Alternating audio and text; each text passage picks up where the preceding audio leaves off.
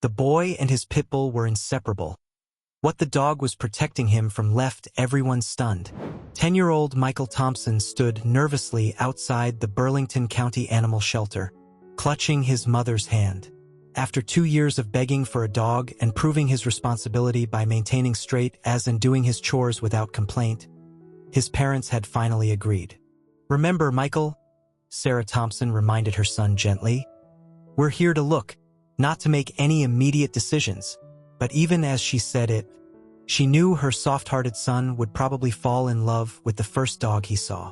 Inside, the shelter's fluorescent lights illuminated rows of kennels. The cacophony of barking echoed off concrete walls as shelter manager Linda Martinez greeted them. "Welcome to Burlington County Animal Shelter. Are you looking for any particular type of dog?" Before Sarah could answer, Michael spoke up. "I want a big dog, one that can run and play fetch. But most importantly, I want to give a home to a dog that really needs one." Linda's expression softened. It wasn't often that she encountered such maturity in such a young visitor. "Well, we have several dogs that might be a good fit. Would you like to meet them?" As they walked past the kennels, Michael stopped abruptly. In the corner kennel, a brindle Pitbull sat quietly, watching them with intelligent brown eyes. Unlike the other dogs who were barking and jumping, this one maintained a calm, dignified presence. "What about that one?" Michael pointed. Linda hesitated. "That's Max. He's been with us for 8 months. He's a wonderful dog, but people tend to pass him by because of his breed. He's about 3 years old and was rescued from a bad situation, but he's completely transformed through our rehabilitation program." Sarah tensed slightly. Like many people, she had heard negative stories about pit bulls. "I'm not sure. Can I meet him?" Michael asked, his eyes never leaving the dog. Linda nodded. "Let's use the meet and greet room. Max is great with kids, but we always follow proper introduction protocols." In the meeting room, Max entered calmly, his tail wagging gently. He approached Michael slowly, sniffed his extended hand, and then did something unexpected. He sat down right next to the boy, leaning slightly against his leg. "He chose you," Linda smiled. "This is pretty typical of Max. He's very intuitive about people." Over the next hour, Michael and Max got to know each other. The dog showed remarkable gentleness, taking treats softly and responding to basic commands. When Michael threw a ball, Max retrieved it perfectly, placing it directly in the boy's hands. "Mom, he's perfect," Michael whispered, his eyes pleading. "Can we please give him a chance?" Sarah watched as her son and the Pitbull interacted. Despite her initial reservations, she couldn't deny the immediate bond between them. "Linda, could you tell us more about his background?" Linda sat down with them.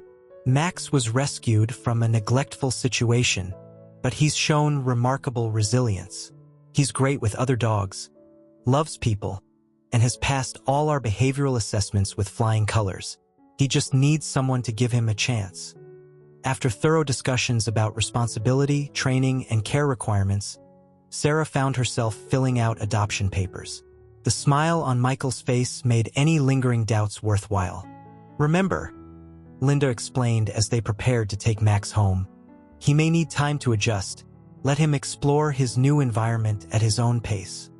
The drive home was filled with excited chatter from Michael, while Max sat calmly in the back seat, his head occasionally nudging the boy's shoulder. When they arrived at their modest suburban home, Michael's father, David, was waiting on the porch. "So this is the new family member," David said, approaching carefully. Max's tail wagged as he politely sniffed David's offered hand. That evening, Max explored his new home with careful curiosity.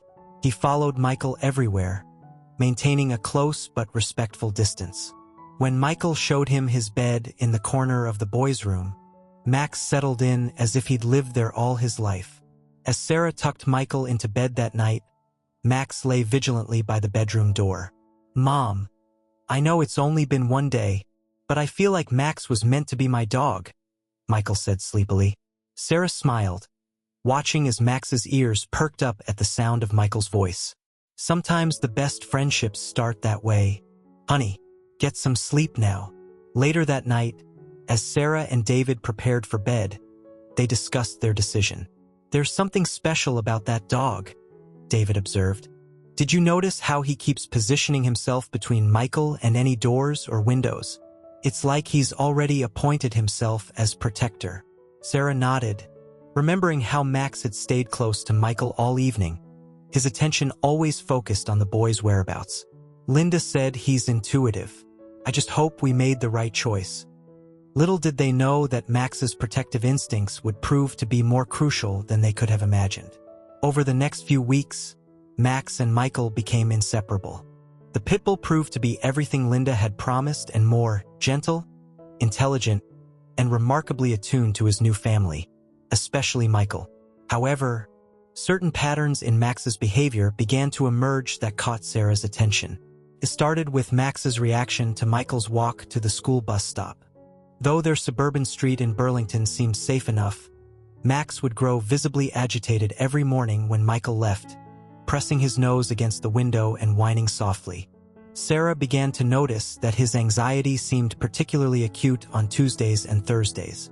"He just misses me, Mom," Michael would say, but Sarah wasn't so sure. She'd had dogs before, and this felt different. Max wasn't exhibiting typical separation anxiety. He remained calm when Michael went to other places. It was specifically the bus stop that triggered his concern. One Tuesday morning, Sarah decided to walk Michael to the bus stop herself, with Max on his leash. As they approached the corner where several other children gathered, Max's demeanor changed subtly. His ears perked forward, and his body tensed, though he remained perfectly controlled.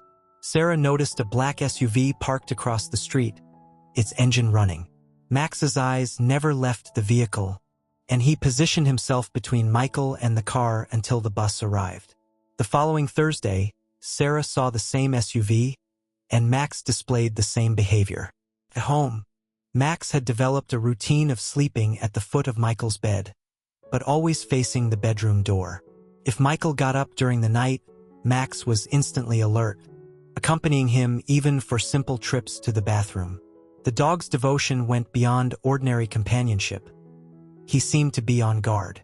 "David," Sarah mentioned one evening after Michael had gone to bed, "have you noticed anything unusual about Max's behavior?"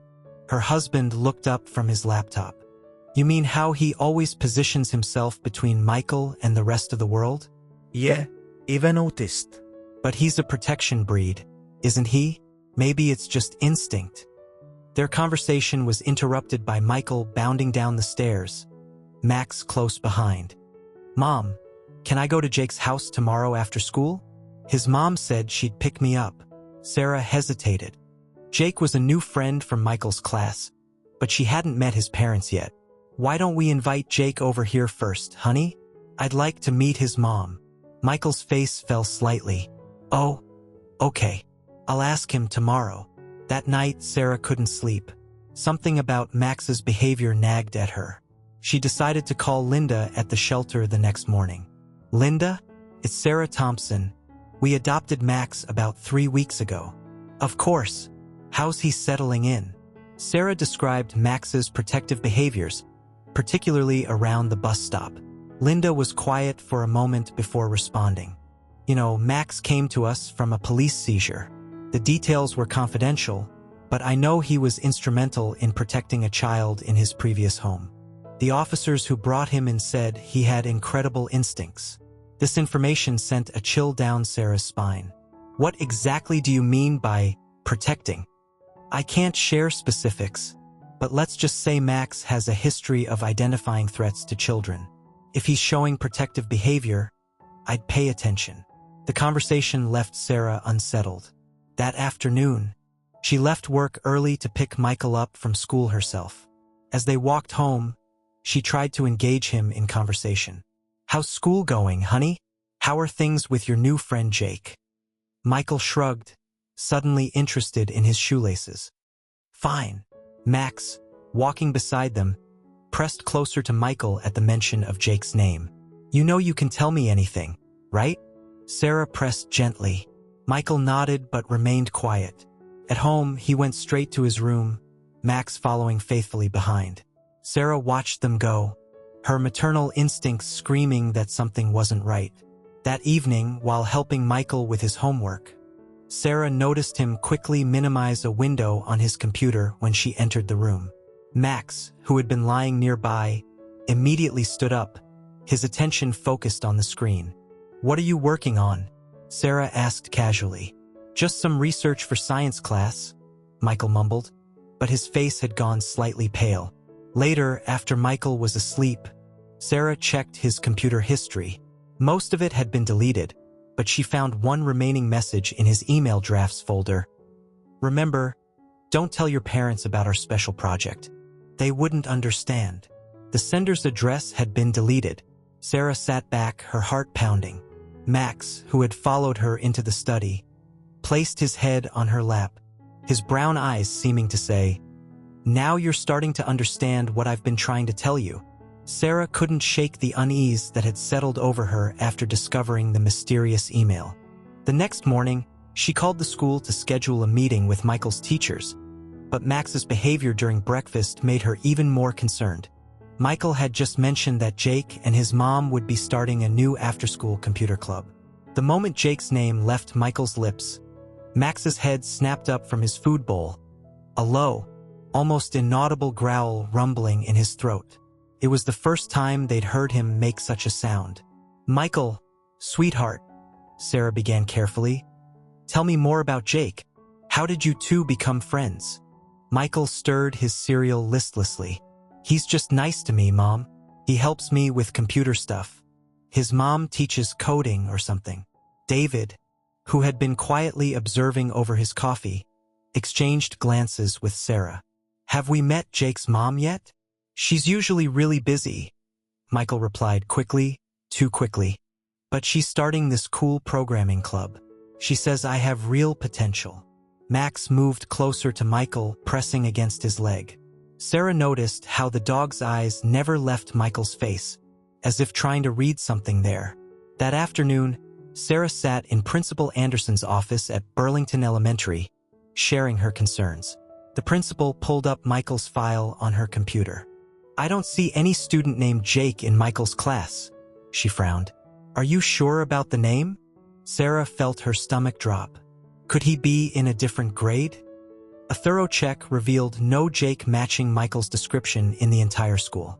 "And we definitely don't have any after-school computer club starting," Principal Anderson added. "All new programs have to go through the school board for approval." On the drive home, Sarah's mind raced. She called David at work. "I think we need to check Michael's computer more thoroughly," she said. Something isn't right. That evening, after Michael went to bed, David used his IT background to examine Michael's laptop. What he found made his blood run cold. "Someone's been messaging him through an encrypted chat program," David whispered to Sarah in their kitchen. "They've been careful to delete most traces, but there are fragments left. Whoever this is has been grooming him, Sarah. They're using gaming and coding as a way to build trust." Max, who had been lying at the foot of Michael's bed, suddenly appeared in the kitchen doorway. His posture was rigid, ears forward. A moment later, they heard the creak of Michael's bedroom floor. Sarah rushed upstairs to find Michael sitting at his desk, laptop open.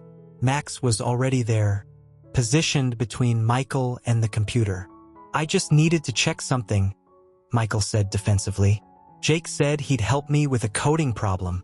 "Michael," Sarah said gently, sitting on his bed. "We need to talk about Jake. And I need you to be completely honest with me." Over the next hour, the truth emerged. Jake had first contacted Michael through an online gaming forum, gradually moving their conversations to private chats. He claimed to be a kid Michael's age, but always had excuses for why they couldn't meet in person. The black SUV at the bus stop belonged to someone Jake said was his mom, who was supposedly just keeping an eye on Michael for the upcoming computer club.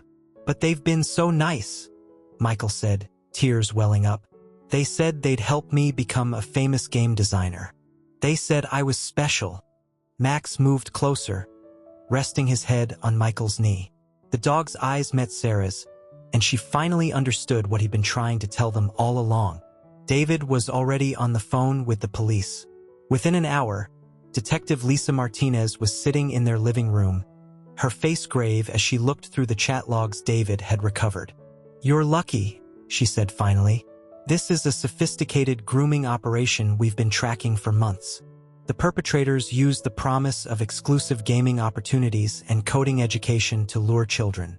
That SUV at the bus stop, we believe it's connected to at least 3 attempted abductions in neighboring counties." Sarah felt sick. Max knew. Somehow he knew all along. Detective Martinez nodded. "Dogs often sense things we miss. Their protective instincts can pick up on subtle signs of threat or deception. The fact that Max focused on the bus stop, reacted to Jake's name, and was particularly protective around the computer, he was trying to warn you, as if understanding he was being discussed." Max lifted his head from where he lay pressed against Michael's side. His eyes moved between the adults in the room before settling back on Michael, his vigilance never wavering. "We'll need to move quickly," Detective Martinez continued. "They're expecting Michael to meet them tomorrow for this supposed computer club. With your permission, we'd like to set up a sting operation. But Michael won't be anywhere near it. We'll have an undercover officer instead." That night, nobody got much sleep in the Thompson house. Michael, shaken by the revelation that his online friend was actually a predator, kept waking up from nightmares. Each time Max was there, offering silent comfort, his solid presence a reminder that he would let no harm come to his boy. The next morning dawned gray and tense. Detective Martinez and her team had worked through the night, setting up an elaborate operation to catch the predators who had been targeting Michael and other children. The Thompsons' home had become a command center of sorts, with plainclothes officers monitoring communications and preparing for the afternoon sting. "Remember, Michael," Detective Martinez said gently, "you did nothing wrong. These people are skilled manipulators who prey on children's dreams and trust. You're helping us stop them from hurting other kids." Michael sat on the couch, one hand buried in Max's fur. The Pitbull hadn't left his side since the previous night's revelations. "I feel so stupid," he whispered. "No, honey," Sarah pulled him close. "They're the ones who did something wrong, not you." Detective Martinez's radio crackled. Target vehicle spotted. Black SUV, same plates as before, circling the area. The detectives' team had set up surveillance around the local library, where Jake had arranged to meet Michael for the supposed computer club. An undercover officer resembling Michael's build would be waiting instead. Max's behavior grew increasingly alert as the operation unfolded. Even though they were safely at home, miles from the sting location, the dog seemed to sense the gravity of the situation. He positioned himself between Michael and the windows, his muscles tense beneath his brindle coat. "Units in position," came another radio update. "Female suspect approaching the meeting point." Sarah held her breath. Through the officers' communications, they learned that a woman in her 40s, matching the description of the SUV driver they'd seen at the bus stop, was walking toward the library entrance.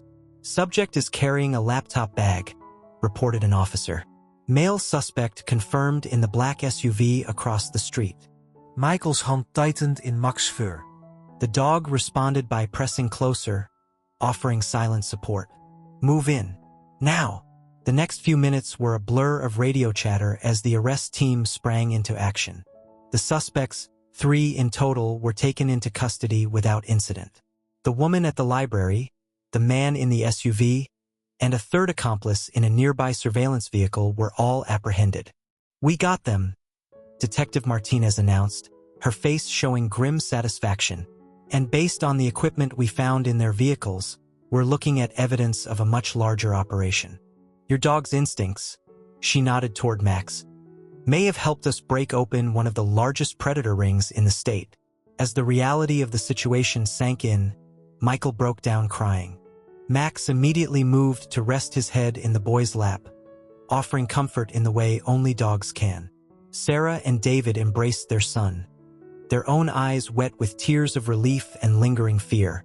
Later that afternoon, Detective Martinez returned with more details. The suspects were part of a sophisticated criminal network that had been targeting children across multiple states. The woman who'd been watching Michael at the bus stop was a convicted child trafficker operating under an alias. The laptop bag she'd carried contained sedatives and restraints. "Max saved my life, didn't he?" Michael asked quietly.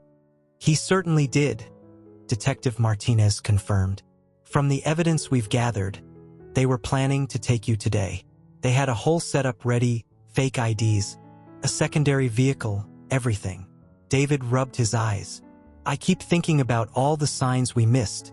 If it wasn't for Max." "Your dog exhibited extraordinary protective instincts," Detective Martinez said. "The way he reacted to their presence, how he tried to warn you about the online conversations. It's remarkable. We actually have a K9 training program, and we'd love to study Max's behavior patterns. He seems to have a sixth sense about dangerous situations." Max, hearing his name, lifted his head and fixed the detective with his intelligent gaze. His tail thumped once against the floor, but he remained positioned protectively near Michael. "There will need to be some follow-up," Detective Martinez continued. "Interviews, statements for the investigation, and I'd strongly recommend counseling to help process everything. We have specialists who work specifically with children who've been targeted by online predators." Sarah nodded, already making mental notes. "Whatever Michael needs. And the other families, the other children they targeted. We're contacting them now. Thanks to the evidence we gathered today, we're going to be able to prevent a lot of potential tragedies." As evening fell, the police presence finally withdrew, leaving the Thompson family to process the day's events. Michael had barely spoken since the arrests, but he hadn't let go of Max either. The dog seemed to understand exactly what his boy needed, maintaining constant physical contact and responding to Michael's every slight movement. The weeks following the arrests were challenging for the Thompson family, particularly for Michael. Nightmares became frequent visitors, but Max proved to be an unfailing source of comfort. Every time Michael woke up gasping from a bad dream, the Pitbull was there, his solid presence grounding the boy back to reality. Dr. Rachel Chen, a child psychologist specializing in trauma recovery, began meeting with Michael twice a week. Initially, she was surprised when Sarah asked if Max could attend the sessions. "Actually," Dr. Chen said, "I think that's an excellent idea. Animals, especially dogs with strong emotional bonds to their humans, can be incredible therapeutic allies." During their first session, Max positioned himself between Michael and the office door, his now familiar protective stance. As Michael struggled to talk about his feelings of shame and fear, Max would gently nudge his hand or place his head in the boy's lap, seemingly knowing exactly when his comfort was needed most. "You see what Max is doing?" Dr. Chun observed during one session. "He's showing you that you're safe, that you're worth protecting. Those people tried to make you keep secrets, but Max knew the truth, that you needed to be protected, not exploited." Michael stroked Max's head. "But I should have known better. Mom and Dad always warned me about talking to strangers online. The people who targeted you were experts at manipulation," Dr. Chan explained gently. "They studied what matters to you, your interest in gaming and coding, and used that to gain your trust. But Max saw through their deception. He recognized the danger even when humans missed it. At school, things were difficult at first. Word had gotten out about the arrests, and despite the school counselor's best efforts to ensure privacy, Michael faced curious stares and whispered conversations. Some parents even called the school, concerned about their own children's online activities. Principal Anderson turned it into a learning opportunity, organizing grade-appropriate sessions about internet safety. Michael, showing remarkable courage, even agreed to share his experience with the older students, with Max by his side, of course.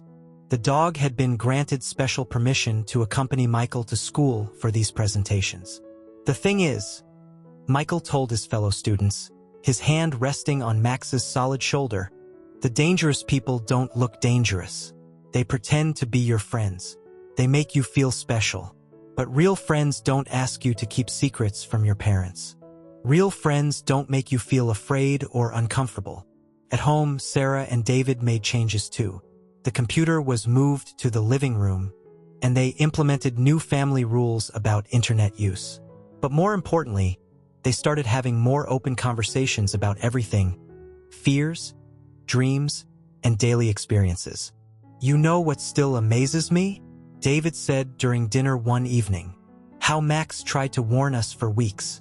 Remember how he always positioned himself between Michael and that SUV at the bus stop? He knew something was wrong long before we did." Sarah nodded. "The detective said they're actually studying Max's behavior patterns. Apparently, some dogs have an incredible ability to sense deception and danger, but Max's level of awareness is exceptional." Michael, who had been quietly eating his dinner, spoke up. Sometimes I still feel scared. Like maybe there are other bad people out there pretending to be friends. But then I look at Max, and I know he'll help keep me safe." Max, who had been lying nearby, immediately got up and came to Michael's chair, offering his reassuring presence. The police department had made good on their interest in Max's abilities. Once a week, they brought him and Michael to their K-9 training facility, where they studied how the dog responded to various scenarios. Max's uncanny ability to identify potential threats and his natural protective instincts were helping them develop new training protocols for police dogs. "Your dog is teaching us as much as we're teaching him," Officer Rodriguez, the K-9 unit trainer, told them. "His ability to detect deception and potential threats without becoming aggressive is remarkable. He doesn't just react to physical dangers. He picks up on subtle behavioral cues that even trained officers sometimes miss." As spring turned to summer, Michael's nightmares became less frequent. He still attended therapy sessions with Dr. Chun, but they were now focused more on building confidence and trust rather than processing trauma. Max remained his constant companion, their bond growing stronger through their shared experience. One night, as Sarah tucked Michael into bed, she noticed a journal on his nightstand. "What's this, honey?" Michael smiled slightly. "Dr. Chun suggested I write about Max, about how he protected me. She says maybe someday it could help other kids learn to recognize warning signs, and maybe help people understand that pit bulls aren't dangerous. They're actually amazing protectors when they love someone." Sarah felt tears prick her eyes as she read the title page. "My Guardian: How My Pitbull Saved Me from Danger and Taught Me About Real Friendship." Max, from his position by the bed, thumped his tail against the floor. By late summer, the criminal case had reached its conclusion. The 3 individuals arrested in the sting operation were sentenced to lengthy prison terms, and their network had been completely dismantled. More importantly, the evidence gathered had led to the protection of dozens of other children who had been targeted across multiple states. The Thompson family was invited to attend a special ceremony at the Burlington Police Department. Michael, with Max by his side, received a civilian commendation for his bravery in helping bring down the predator ring. But the real surprise came when Chief Wilson announced a new program. Thanks to Max's extraordinary abilities and Michael's courage in sharing his story, the chief announced, "We're establishing the K-9 Guardians program. This initiative will pair rescued dogs with specialized training to help protect vulnerable children and detect potential threats." Linda from the shelter was there, beaming with pride. "When we rescued Max, we knew he was special," she told the gathered crowd. "But he's exceeded every expectation. He's proof that second chances can change lives, both for animals and humans." The program would work with local shelters to identify dogs with similar protective instincts and temperaments to Max's. These dogs would undergo specialized training and be placed with families or schools where they could help keep children safe. Michael's journal had been transformed into an educational tool, being used in schools across the state to teach children about online safety and the importance of trusting their instincts and their dogs. The story of the Pitbull who detected an online predator had caught national attention, helping to change perceptions about both internet dangers and breed stereotypes. "You know what's really cool?" Michael told his parents one evening. Kids at school aren't afraid of pit bulls anymore. Jenny in my class even convinced her parents to adopt one from the shelter where we got Max. Max's influence extended beyond his protective role. The once withdrawn Michael had become an advocate for both animal rescue and child safety. He started a club at school called Paws for Safety, where students could learn about responsible pet ownership while also discussing personal safety in the digital age. Dr. Chun noted the tremendous progress in Michael's recovery. The trauma could have turned him into a perpetual victim, she explained to Sarah and David. Instead, he's transformed it into a mission to help others. And Max has been crucial to that healing process. The dog's reputation in the community had grown to near-legendary status. People would often stop the Thompsons during their walks to meet the famous protective Pitbull. Max took the attention in stride, always maintaining his primary focus on Michael's safety and well-being. One Saturday morning, the Thompsons attended the grand opening of the K-9 Guardians program's training facility. Max and Michael demonstrated some of the techniques they'd helped develop, showing how dogs could be trained to recognize and respond to suspicious online activities through their handlers' subtle behavioral changes. The amazing thing about Max, Officer Rodriguez explained to the audience, is that he doesn't just detect physical threats. He picks up on the anxiety and discomfort that children might feel when they're being manipulated online. That's something we wouldn't have thought to train for if it weren't for him. The program had already placed its first group of dogs, each carefully matched with families who had children at risk of online exploitation. The success stories were beginning to pour in, with the dogs preventing several potential incidents by alerting to suspicious behaviors. Back at home, life had found a new normal. Michael's computer remained in the living room, but he'd discovered a deeper interest in animal behavior and training. He spent hours working with Max, learning how to read subtle changes in the dog's body language and developing their already strong bond.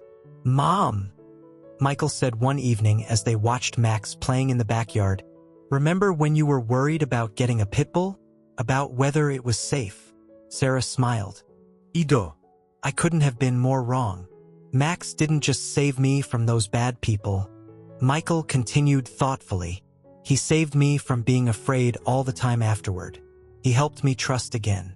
The dog, hearing his name, trotted over to them, his brown eyes watchful and loving. He settled between them, as he always did, protective yet gentle. David joined them, carrying cups of hot chocolate. "You know what the best part is? Max's legacy will live on through the Guardian program. Other kids will be protected because of what we learned from him." As they sat together in the growing dusk, Sarah reflected on how their lives had changed since that day at the shelter. What had started as a simple desire to give a rescue dog a home had turned into something far more profound. Max hadn't just become part of their family. He'd shown them that sometimes the greatest heroes come with 4 paws and an unfailing instinct to protect. Michael leaned against Max's solid form, scratching behind his ears. "You're not just my dog," he whispered. "You're my guardian angel."